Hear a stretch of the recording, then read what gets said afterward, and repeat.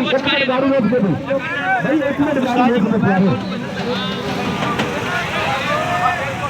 1 minute गाड़ी रोक दे, अपनी मर्जी ना करना। असी साढ़े तुसी सारे मेहमान हो जलूस के अंदर, तमाम उलमाए किराम, मैं मशकूरा सारी जमात अहले सुन्नत यूनिट इकबाल नगर के अमीर गुलाम सिद्दीक साहब का बेहद मशकूरा उलमा का।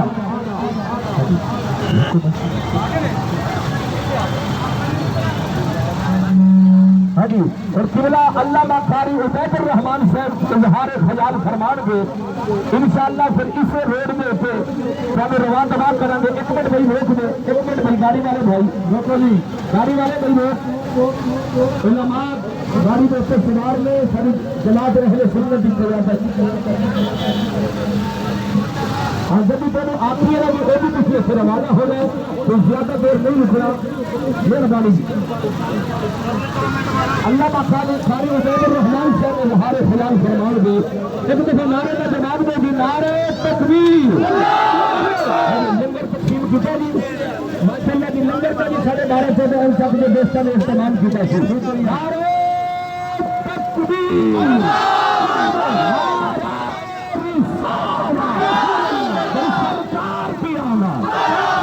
लहरा के सरकार की आवाज़, सरकार की आवाज़, सरकार की आवाज़, जमात अहले सुन्नत सारे आंखों की आवाज़, जमात अहले सुन्नत, उलमाए अहले सुन्नत।